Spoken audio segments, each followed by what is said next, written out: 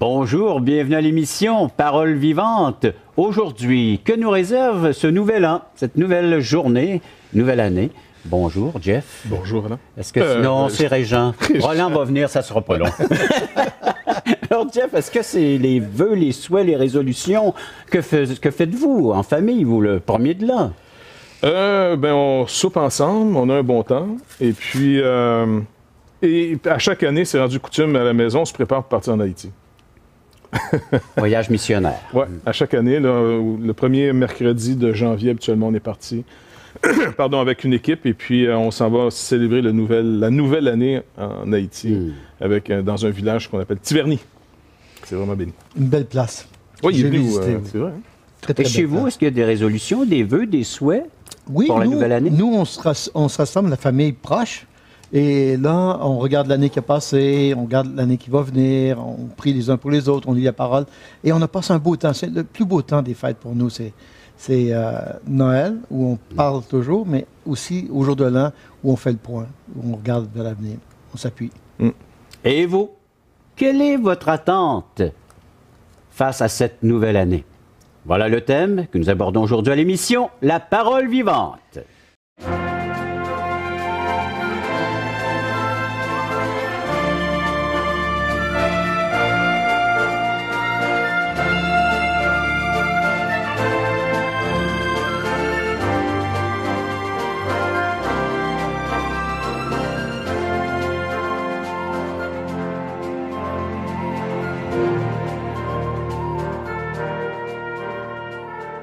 Quelles sont vos attentes face à cette nouvelle année? Quelles sont vos résolutions, vos vœux, vos souhaits? Que voudriez-vous changer?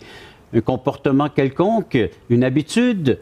Nous lisons dans Colossiens chapitre 2, verset 16, « Que personne donc ne vous juge au sujet du manger ou du boire, ou au sujet d'une fête, d'une nouvelle lune ou des sabbats. » Même parmi le peuple de Dieu, c'est un débat, ce sujet. Le temps des fêtes? Oui, le temps des fêtes. Quoi célébrer, quoi souligner?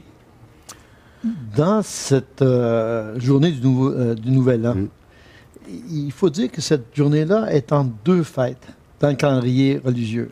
La fête de Noël, la fête de Nativité du Sauveur, et la fête des rois qu'on appelait.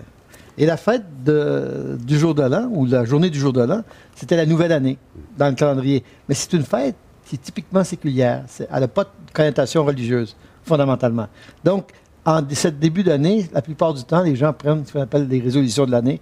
Et en fin de compte, ils souhaitent le meilleur les uns aux autres. Et on se souhaite le meilleur. On dit que ce soit une belle année pour toi, le bonheur. Et à minuit moins une ou à minuit juste, là, tout le monde s'embrasse, tout le monde dit « Wow! » Parce que l'espérance, cette nouvelle année, c'est l'espérance. C'est de dire que cette année sera meilleure que l'année qui s'est écoulée. Et il y a une belle perspective qui est là aussi. Les gens souhaitent toutes sortes de choses. Et c'est un moment de fraternité où on est plus proches les uns des autres. C'est un beau moment, je dirais. Et je pense que souvent, peut-être pour nous, les chrétiens, je parle de toutes nos tribus, là, parce qu'on est plusieurs tribus, on concentre sur les mêmes choses, mais ça a été sujet souvent de chicane. Il y en a qui ne veulent absolument pas les célébrer, les fêtes, parce que c'est païen d'origine, ainsi de suite. Même le Nouvel An, à la limite, quoi qui, comme tu dis, il n'y a aucune connotation religieuse. Mais j'ai l'impression que souvent, les chrétiens, nous, on a finalement tellement eu une réaction à ce qui a détruit nos vies. Tu sais, si des gens ont eu des problèmes avec l'alcool, si des gens ont eu des problèmes avec la drogue, la sexualité, la cupidité, cela, en passant, c'est pas un péché qu'on entend souvent parler, hein, quand même. Cupidité? Oui, parce qu'on oublie que c'est une très forte idolâtrie. Bref, on parle surtout des péchés qui sont pas beaux à voir, tu sais, dans le sens qui nous font du tort physiquement, souvent. Et puis, j'ai l'impression qu'on ne sait pas gérer la fête. On ne sait pas comment avoir du plaisir. Tu comprends? Parce qu'on a l'impression que si on dit aux gens... On n'est pas fidèle avec la parole de Dieu. Oui, et puis on a cette idée. Parce qu'en Israël, il y avait des fêtes. Hein? C'est le Seigneur qui les a instituées, les fêtes. 7 fêtes. Exactement. Il y en avait au printemps, dont avec Pâques et puis jusqu'à la Pentecôte. Et puis après ça, il y avait les fêtes d'automne. Il y avait peut-être une fête qui était plutôt qui faisait retourner sur nous-mêmes. Hein? C'était la journée du grand pardon. Mais les autres fêtes, c'était des fêtes de célébration, célébrant les vertus de Dieu, ses grands actes dans l'histoire. Les grandes libérations. Exactement. La fête du Purim. Purim le Purim, on passe un genre de fête où tous les enfants se déguisent en Israël. Et c'est vraiment une belle fête, là, tu sais, puis on donne des bonbons. Ça ressemble un petit peu à notre Halloween, hein? Exactement. Et puis donc, mais pourquoi les fêtes? Il faut associer des événements clés dans notre histoire qui fait qu'on a une culture, on a un comportement, on a des valeurs. Et puis, je pense que les chrétiens, si on réagit trop à l'erreur, j'ai pas l'impression, moi, que c'est une marque de sainteté, c'est une marque de maturité. Au contraire, je mettrais plus cette catégorie quand Paul dit dans l'Église, là, jugez pas ses opinions. Les faibles sont... Ouais. Là, Il faut dire... on va se faire des amis, là. Mais les faibles sont scrupuleux. Oui. Et puis, je te dirais que dans l'Église évangélique, dans l'Église chrétienne, on a débattu toutes ces choses-là. On a vraiment débattu. Oui.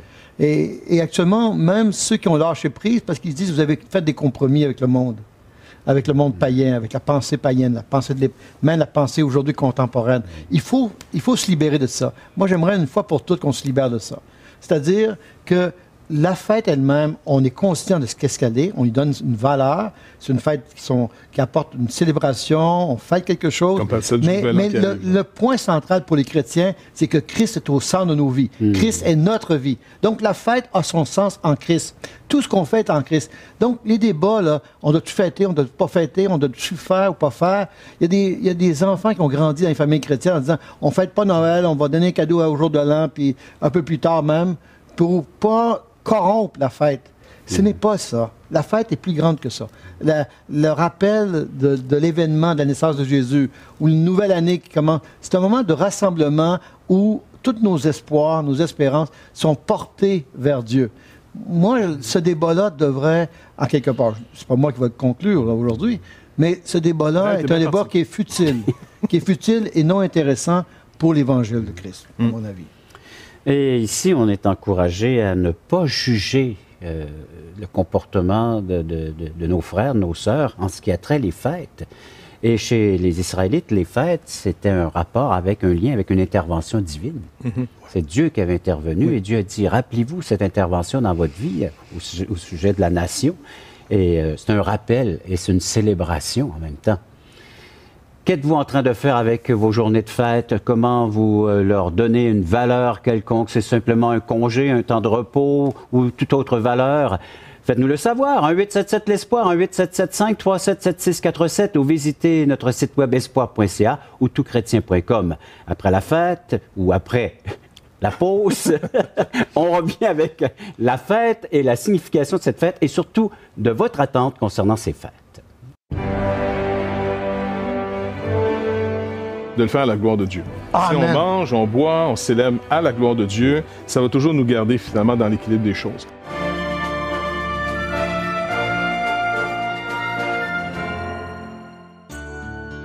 Vous êtes invité à assister à l'un de nos merveilleux déjeuners de l'espoir. Un déjeuner causerie gratuit partout au Québec.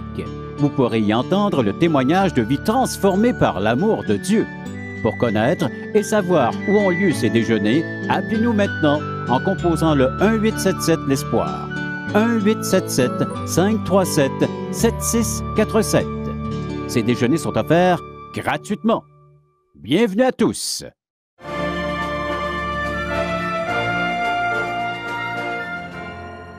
Êtes-vous en réaction face aux fêtes, fêtes religieuses, fêtes commerciales? On réagit. La société est en train de réagir, cherche un changement dans tout cela ou un mouvement quelconque. Qu'en pensez-vous, mes chers amis? Comme on disait dans la pause, on est toujours en réaction avec quelque chose. Si on veut faire un changement, on réagit contre un système. Actuellement, les gens réagissent contre le système du christianisme, les valeurs judéo-chrétiennes ou que ça représente, les fêtes. Mais nous, en tant qu'Église, croyants, on ne doit pas perdre cette liberté. Nous avons la liberté de célébrer, nous avons la liberté de parler, nous avons la liberté de se réjouir de ce moment de la fête, de la venue de Jésus, de ce nouvel an que Dieu nous offre encore, de planifier, d'espérer, d'avoir nos attentes, d'aller vers l'avant, parce que nous, on attend le retour de Jésus-Christ. Et il y a tellement de belles choses avec la personne de Jésus-Christ. Puis moi, que le monde dise ce qu'ils disent et ce qu'ils font, on peut être triste parce qu'ils perdent l'essence même, le sens profond de la venue et le cadeau que Dieu fait. Ça, c'est un choix qu'ils font. En rejetant Jésus-Christ, ils rejettent beaucoup plus que Jésus-Christ. Ils rejettent Dieu lui-même, le message. Ils rejettent un avenir prometteur. Mais ça, l'homme, nous, notre tâche, c'est de témoigner de cette bonne nouvelle par une vie vécue dans la joie de ces fêtes. Et si on perd la joie de ces fêtes, si on est dans une confusion, dans une discussion intérieure qui dit est-ce que je dois, est-ce que je suis en train de me corrompre, est-ce que je suis fait des compromis, mais libérons-nous de ça et soyons joyeux dans cette fête, rappelons-nous l'essentiel, puis allons de l'avant. Puis cette nouvelle année, mais ayons ces moments d'espérance, d'attente, de joie, et sachant que Dieu, c'est lui qui bâtit notre maison, c'est lui qui bâtit notre vie. Et de dire, bien, c'est avec lui que je le fais, cette année, encore une fois. Donc, pour moi, Noël, la fête, le temps d'arrêt, le temps de famille est un temps béni, heureux, et je ne veux pas me laisser perturber par ces pensées. Est-ce qu'il y a un combat entre le monde séculier, le monde religieux? Le monde séculier est en réaction. Il va vouloir gagner. Le monde économique va vouloir gagner sur le monde religieux, de la foi. La foi va être dans le cœur des gens. Personne ne peut nous enlever ça. Personne ne peut nous enlever notre liberté. Et attachons-nous à ça. Et non, attachons-nous pas aux apparences extérieures ou comment les gens interprètent ce qu'on doit faire, qu'est-ce qu'on doit faire durant le temps des fêtes. Et comment, toute cette discussion-là, soyons sages là-dedans. Battons-nous là où on veut se battre et rentrons pas dans notre chambre. Et fêtons là où nous devons fêter.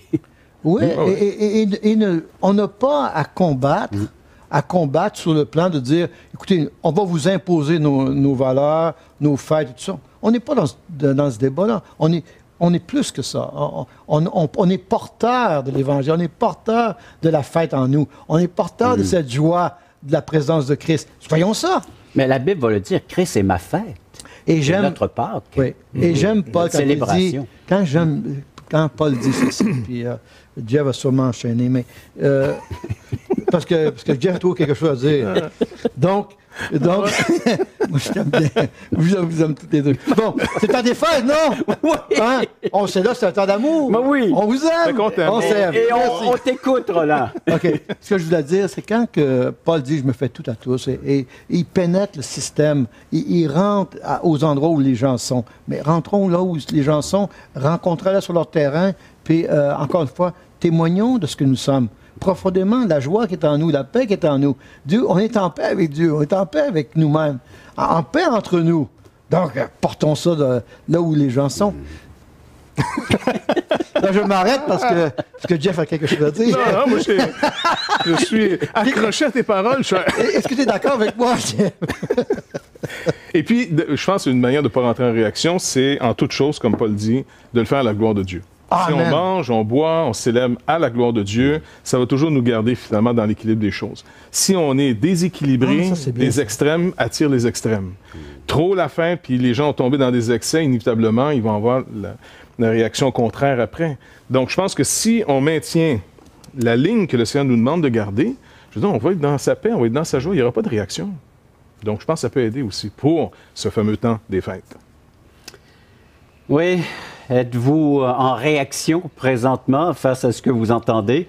Vous nous faites part de vos commentaires. 1-877-l'Espoir, 1-877-537-7647 ou visitez nos sites espoir.ca ou toutchrétien.com. Retour de la pause, on regarde avoir la fête en nous. Quand on prend une raison, je n'appelle pas ça une résolution. Non, parce que l'homme étant ce qu'il est, toute parole devant Dieu est sérieuse.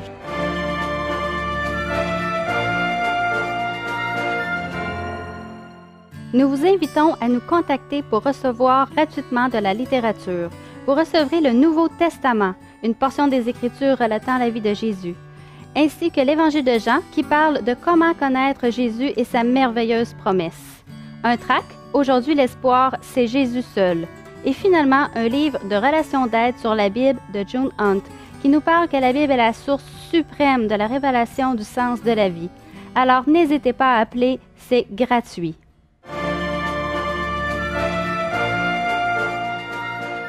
Avez-vous l'esprit de la fête en vous? Que devons-nous célébrer, souligner, non seulement le jour de l'an, le premier de l'an, mais tout au long de l'année? On devrait avoir un cœur en fête. Oui. Selon les Écritures. Là, tu poses la question à moi ou à Jeff? Je la pose à vous deux. Tu le regardes. Oui. Mais Jeff, je te regarde non, aussi. Vas-y. Non. OK. Moi, je dirais, et je dirais ce qu'il nous faut faire. Moi, j'aime cette idée, cette image de Christ est ma vie. Et tout à l'heure, Jeff, il disait que tout ce qu'on fait soit pour la gloire de Oui. Dieu. Manger, boire. Que je mange, que je bois, que je me lève, que je me couche, que tout soit. Et en quelque part, on entend ces paroles dans notre tête, mais on ne sait pas comment. Mais premièrement, il faut rentrer dans le repos de Dieu. Dans le repos de Dieu, ça veut dire rentrer dans la paix, dans la maison de Dieu, être en communion avec lui, vivre sous son toit, dans la bénédiction. Ça veut dire sous son toit, sous l'Esprit de Dieu. Et par l'Esprit de Dieu. À ce moment-là, il y a un mouvement dans notre cœur où la paix, la joie s'installent. Et ce n'est pas seulement des mots, c'est une réalité. C'est la paix de Jésus-Christ. Et on n'est plus en guerre, on n'est plus en recherche, on est arrivé à la maison. Dieu nous a accueillis, il nous a fait de nous ses enfants, il nous a pardonnés, il nous a bénis, il nous bénit par sa présence. Dans nos épreuves, dans nos difficultés, la vie a son poids. Mais en même temps, ce qui est merveilleux, c'est que tu n'es jamais tout seul. On vit dans un monde de tout seul, mais nous, on peut dire nous, dans ce sens, puis il n'y a pas d'orgueil là-dedans. Parce que Dieu nous donne son esprit et il nous donne cette paix. Et à ce moment-là, quoi qu'on fasse, en pensée, en parole, on le fait parce que Dieu nous donne dans sa grâce cette liberté de faire. Et on doit être libre en dedans. Il y a tellement de chrétiens qui ne sont pas libres en dedans. Ils sont encore une fois dans le passé, avec leurs combats, leurs angoisses. Je ne suis pas en train de condamner, je suis en train de dire Dieu est venu pour nous libérer de tout ça. Je suis en train de dire Dieu est venu pour nous donner la joie. Paul est en prison, il dit réjouissez-vous, réjouissez-vous.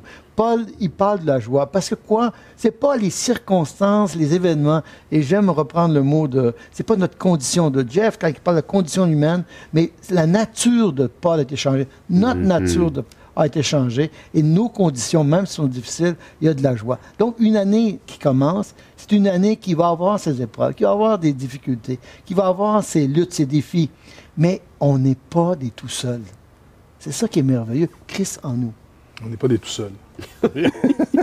Ah, Non, c'est bien. Ça part avec cette pensée. Comme ça? Regarde le copyright là-dessus.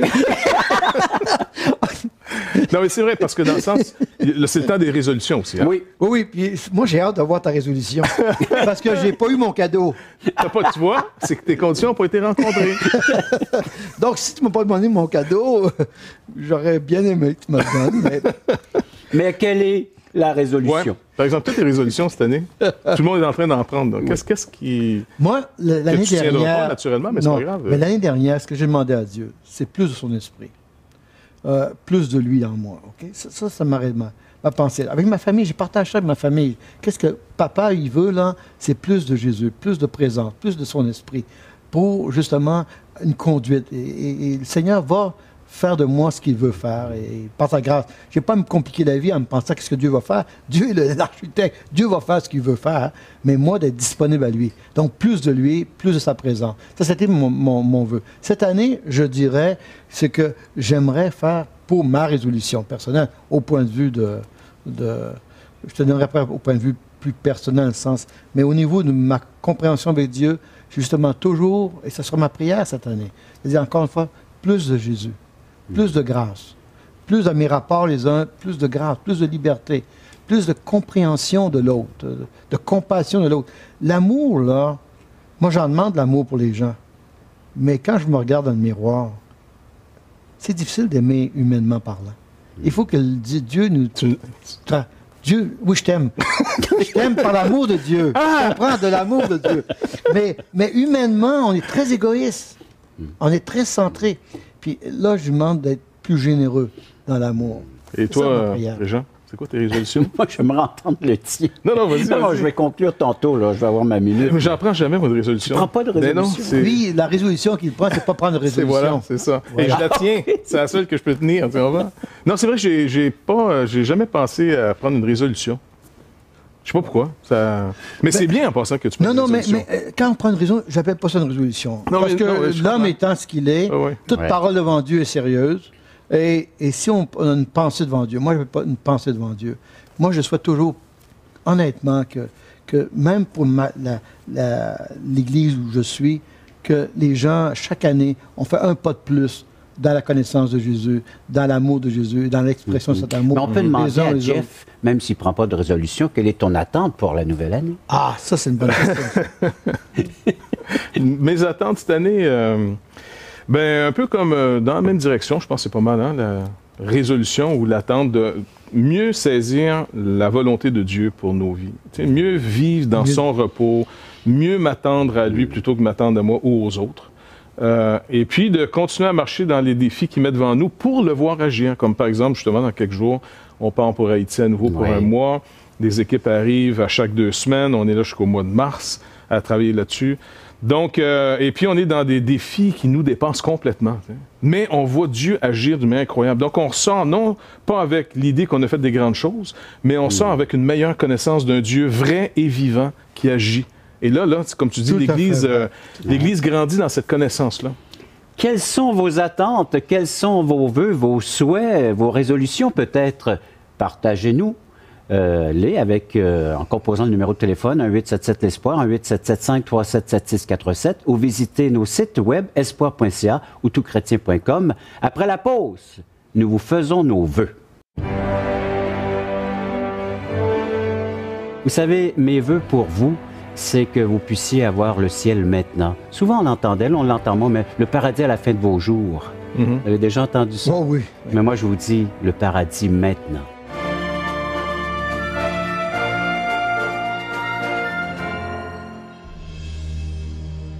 Et je pense que toutchrétien.tv va être une ouverture, un outil qui va nous dépasser.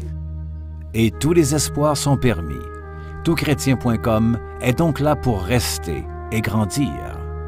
Ce grand portail constitue en lui-même une plateforme unique d'études et d'échanges entre les chrétiens du Canada francophone et de la francophonie tout entière. Toutchrétien.com, un vecteur d'évangélisation unique au service de l'Église de Jésus-Christ.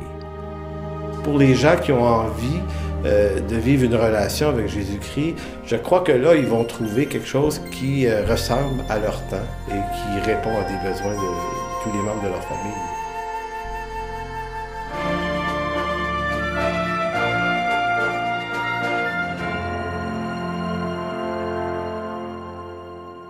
Vous faites des vœux, des souhaits, et nous aussi, on voudrait vous en faire, peut-être Jeff, Roland, à vous, de faire ces vœux à la population, nos téléspectateurs qui sont là fidèles et en plus grand nombre d'année en année.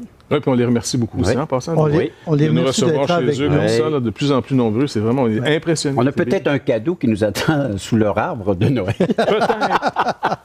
Mais une chose qu'on voudrait leur dire, c'est cette année, comme nous, notre préoccupation au courant de toute l'année, si on regarde en arrière un petit peu, a été de présenter l'Évangile, de présenter ce message d'espoir, ce message de joie, dans une grande liberté.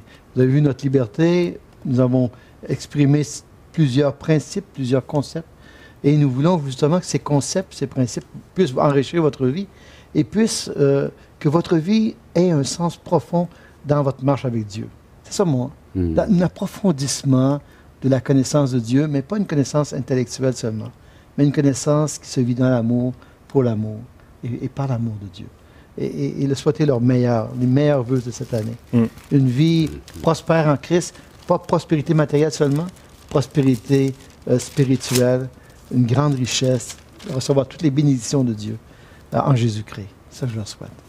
Puis peut-être dans la même ligne, j'ajouterais finalement ce que Paul demande, ce qu'il prie pour les églises, les Éphésiens. Oui, tout à fait. Donc il dit, je ne cesse de rendre grâce pour vous, faisant mention de vous dans mes prières, afin que le Dieu de notre Seigneur Jésus-Christ, le Père de gloire, vous donne un esprit de sagesse et de révélation dans sa connaissance, qu'il illumine les yeux de votre cœur pour que vous sachiez quelle est l'espérance qui s'attache à son appel, quelle est la richesse de la gloire de son héritage qu'il réserve aux saints, et quelle est envers nous qui croyons l'infinie grandeur de sa puissance, se manifestant avec efficacité par la vertu de sa force. Donc vraiment, c'est ce qu'on souhaite, autant pour nous, pour nos auditeurs, qui puissent avoir finalement cette prière de l'apôtre Paul qui se réalise de plus en plus dans nos vies. On puisse voir davantage ce qu'il est pour nous.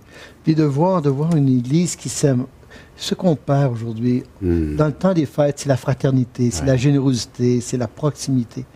Et ce qui m'attriste, qui nous attriste, c'est qu'on perd ce sens de la communauté dans nos églises.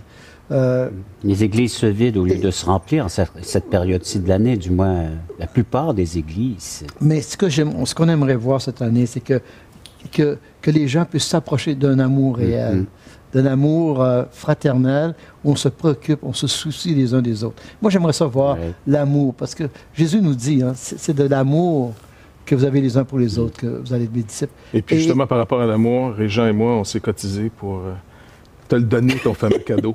Pas vrai. Oui. Ah oui, on ne veut pas oublier. Et ce cadeau, tu dois l'ouvrir chez vous. Pas ici, chez vous. Merci, Jeff. Mais j'apprécie. Il est pesant. Non? Oui, il est. Alors, tu ne pourras plus jamais dire que Jeff ne t'a jamais rien donné. Mais plus que le cadeau, c'est l'amitié, votre amitié que j'apprécie énormément. C'est réciproque, mon ami. OK, merci. Et Régent, toi aussi, que le Seigneur te bénisse cette année abondamment. Nouvelle vie, nouvelle demeure. Tu es avec ta famille aussi. Mais consacré entièrement à la proclamation de cette bonne nouvelle de l'Évangile. Peut-être qu'on peut l'annoncer aussi maintenant, tu deviens un évangéliste à temps plein. Oui. Tu vas visiter le Québec partout, aussi à l'international, en France, en Afrique, un peu partout. Ça va être dans la francophonie. Incroyable. Quel beau cadeau que le Seigneur m'accorde d'être à plein temps pour rencontrer nos téléspectateurs, entre autres, de région et puis même en ville, et de pouvoir partager. Vous savez, mes vœux pour vous, c'est que vous puissiez avoir le ciel maintenant. Souvent, on l'entendait, on l'entend moins, mais le paradis à la fin de vos jours. Vous avez déjà entendu ça? Oh oui. Mais moi, je vous dis, le paradis maintenant, tel qui a été décrit dans les émissions Paroles vivantes et même celles d'aujourd'hui, de recevoir Christ comme votre Sauveur et Seigneur, celui qui est venu pardonner, réconcilier, vous apporter la paix, la joie, la vraie joie, celle qui n'est pas dans les circonstances, situations, mais celle qui est en Jésus-Christ seul. La célébration est en lui, c'est la fête, et non seulement pour aujourd'hui, mais pour votre éternité. Merci encore, et puis passez une belle année agréable à chacun d'entre vous. Merci d'avoir été à l'écoute de l'émission La Parole vivante.